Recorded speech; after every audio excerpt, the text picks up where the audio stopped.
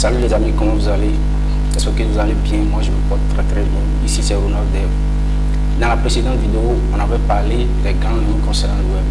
Dans cette vidéo, on va aborder l'introduction vraiment dite sur le web. On va parler de ce que c'est le web et quels sont les concepts du web.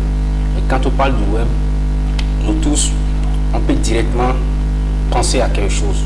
On sait que pour aller sur un site web, on va à travers une adresse web. Ça veut dire quoi? Regardez ici. On sait que tous les sites, ou bien la majorité des sites qu'on consulte commencent par ces trois lettres. www. Ça veut dire 3w. Et puis on donne le nom du site. Regardez, on va taper ceci. www.wikipedia par exemple. .org. Si on fait ça, on sera redirigé directement sur la page d'accueil générale de Wikipédia et on va cliquer sur la version française. On sera redirigé vers la page d'accueil principale de la version française de Wikipédia.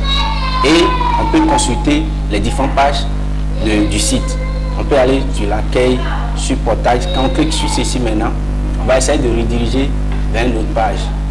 Et quand on clique encore, les pages sont en fonction de quel lien on a cliqué. C'est comme ça le web fonctionne. C'est-à-dire quoi? On se navigue, on essaie de parcourir les pages, en tout cas d'essayer de parcourir toutes les pages du site web. Maintenant, le web fonctionne de cette manière.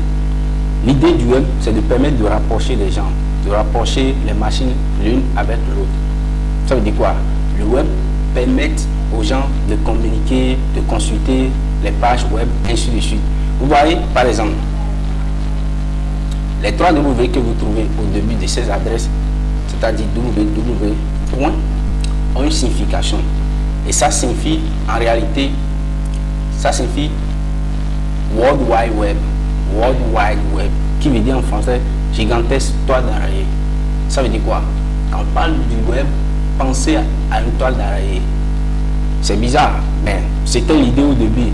Ça veut dire parce que ça décrit bien les interactions qui peuvent y avoir entre les ordinateurs. Ça veut dire quoi? Il y a un ordinateur central qui permet de se connecter à d'autres ordinateurs dans le monde entier. C'était l'idée du web. C'est-à-dire c'est de cette manière que le web fonctionne.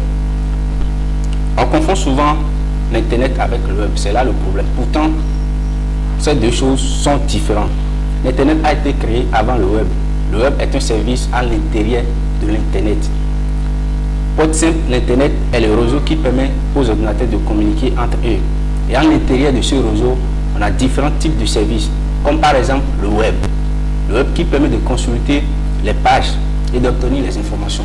Comme ce qu'on a montré tout à l'heure sur Wikipédia, ça nous permet de consulter les pages.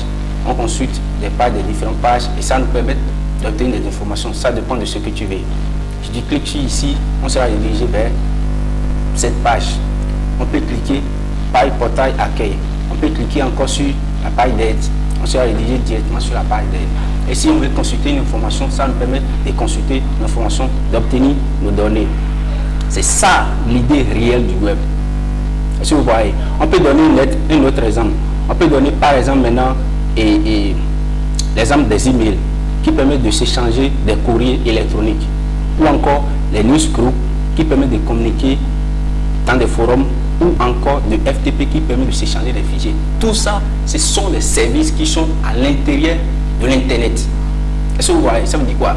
L'Internet est un réseau. Et à l'intérieur de ce, nous avons ces différents services. Des services comme le web, les emails, les newsgroups, les FTP, etc. etc. Bon, aujourd'hui, on confond l'Internet et le web pour une raison peut-être. Parce que tous les services Internet convergent vers le web. Exemple, si nous parlons du service de messagerie Gmail de Google, à la base, c'est un service d'email, mais on l'utilise à travers l'interface web. Par exemple, maintenant, on vient ici.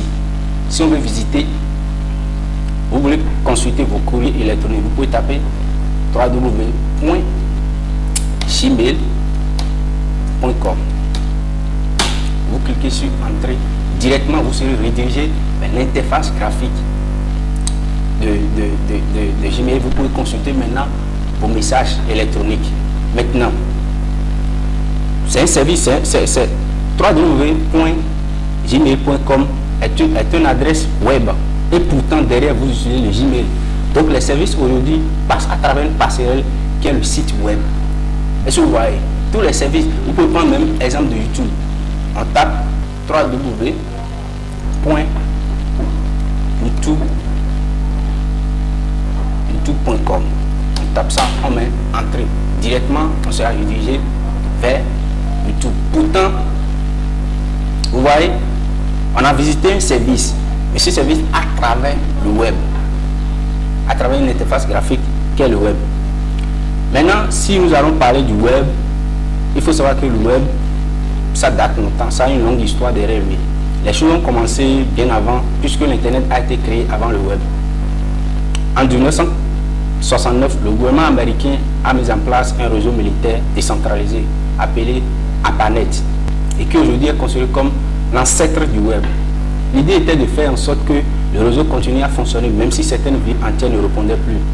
Et Internet fonctionne selon ces principes jusqu'à présent. C'est comme ça l'Internet fonctionne. Et puis, en 1972, on a créé les emails. Et pour pouvoir communiquer entre personnes, comme envoyer des courriers, même de façon électronique, Et en 91, c'est-à-dire 1991, le web a vu le jour. Le web a vu le jour par un chercheur qui s'appelle Tim Berners-Lee. Il a créé le web. Il est considéré aujourd'hui comme le père du web. Il avait l'idée des liens hypertextes où en cliquant sur les liens, on peut naviguer d'une page à une autre. Vous voyez, je vais vous montrer un exemple. Ça, c'est un exemple des liens hypertextes. Quand vous cliquez, vous pouvez aller sur une autre page. On clique sur la page 2, on se redirige sur la page 2, on clique, on est sur une autre page, page 1, on clique sur page 1, on est redirigé ainsi de suite. C'était comme ça, le web, les pages web se présentaient, les sites web se présentaient exactement de cette façon au début. Aujourd'hui, ce n'est plus comme ça, les choses ont évolué et puis la technologie a évolué, les pages web maintenant sont très bons avec des couleurs, toutes choses à sa place. Mais à l'époque, c'était une vraie révolution à l'époque. C'était une vraie révolution parce que personne n'a jamais vu ce genre de choses. C'était une vraie révolution. Maintenant, c'est comme ça que les trucs fonctionnent. Et c'est comme ça que les trucs ont fonctionné dès le début. Aujourd'hui, Tim s'intéresse toujours à l'avenir du web. Il a même fondé le W3C, qui signifie World Wide Web Consortium, c'est-à-dire World Wide Web, c'est-à-dire World Wide Web Consortium, dont le rôle est de définir le futur des technologies du web.